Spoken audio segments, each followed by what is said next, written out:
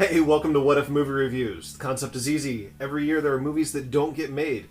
The movies that are just almost made. They either lose funding, directors or actors move on, or the studio decides to go in another direction. For whatever reason, every year there are a plethora of movies that don't quite make it to the theaters.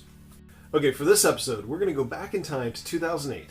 Before Batman v Superman, before the DCEU was even a glimmer in WB's eyes, George Miller of Mad Max fame was set to direct Justice League Mortal. The same year that Marvel kicked off the MCU, WB almost released their own flagship to kick off their own shared universe. So, journey with me to another time where in the summer of 2008, Justice League Mortal hit theaters. Hey everyone, the new DC movie, Justice League Mortal, premiered last night, and I need to unload. Warning in advance, spoilers galore. So if you don't want spoilers, turn away now. And if you've read JLA Tower of Babel, Identity Crisis, or the OMAC Project, then you're pretty much aware of a lot of the influences on this film. And to be honest, that's not really a bad thing. Alright, Warner Brothers made a bold move in grabbing George Miller of Mad Max fame to direct this film. He brought a lived-in feel to the world, no origin stories, no big build-up of the characters. Color palette was just amazing. Felt like it popped right off the page. It looked like, seriously, they lifted the characters right off the page and put them onto the screen. That's a bold move to faithfully adapt a comic book property without making drastic changes. I think fans honestly are going to be mixed on this film, but I think it's going to kick off a DC Comics film universe that we have all been asking for. This is going to put Marvel on the defense. They started off with a team movie and the characters already established in a well-worn world, unlike Marvel Studios' two solo outings from their fledgling studio. Time's going to tell who the winner is of the best cinematic universe. Alright, this movie is framed at the beginning and the end with a funeral. You don't know who it is at first, and to be honest, I thought they were going to try to throw Death of Superman into the mix. I'm kind of glad they didn't and went in the direction they went. I mean, having the final sacrifice to be Flash, the point of view character of the whole film, it gave it up in a way similar to Barry's death in Crisis on Infinite Earths. It was heart-wrenching, honestly. Miller did a good job of establishing a world that felt lived in, and he didn't want to have to introduce each character fully. It was a bold move to sacrifice a Justice League member in the first outing for the cinematic universe. And honestly, it's probably going to alienate some of the mainstream audiences, not knowing the origins and not knowing the histories, but it worked, having all the characters working on their own separate domains, just not all together. It felt like a Justice League origin story, not a character origin story. So Miller, in a way, tries to honor the heroes' backgrounds as well, without doing an origin. For example, the first scene after the funeral is Wonder Woman at the UN, fulfilling her role of an ambassador, just like the comics. Her and Superman are on familiar terms with each other. She has romantic history with Aquaman. Barry is in love with Iris. Batman is a loner. Pretty much, Miller hits all the important points of the characters. And on top of all that, Maxwell Lord is the perfect villain for this film, and the perfect villain for the Justice League. Okay, one thing we do need to talk about is casting. I honestly don't mind the recast from Brandon Roth in the role of Superman. He really looked the part, and he suffered from a bad script. But WB needed to distance themselves from the Superman Returns continuity.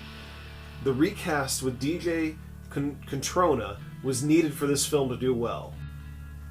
Next, I want to talk about Megan Gale as Wonder Woman. I mean, this actress came out of nowhere, and for me, she owned the role. Her speech at the beginning really feels like something you could imagine Diana saying to the UN. She rocked this role. I can't imagine anybody else playing Wonder Woman on screen. Next is another unknown to me. Armie Hammer, who is rumored to be taking up the Lone Ranger in a future film, has taken the role of Batman. I know Bale and Nolan, and a lot of fans honestly, are upset that this film is coming out at the same time as The Dark Knight.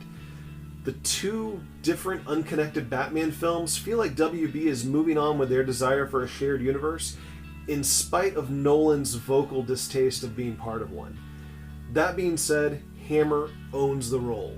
He could have easily copied what Bale is doing in the Nolanverse, but instead he brought his own feel to the character. The exoskeleton batsuit he wears is a thing of beauty and reminds me of The Dark Knight Returns. Alright, let's also talk about casting Common as Jon Stewart's Green Lantern. A lot of fans, myself included, were a little bit upset they didn't start out with Hal Jordan, but that being said, Common did a good job, and he obviously put a lot into the role. Common held his own with others, and I look forward to seeing him in a solo film if they give him one. I will have to say, the breakout performance of this movie has to be Adam Brody from The OC as Barry Allen in Flash. He was the heart and the soul of this film. Brody brought the audience into the movie. As Barry, his wonder and awe at the greater situation shone through in each of his scenes. His final sacrifice at the end, while heartbreaking, was a bold move by the DC.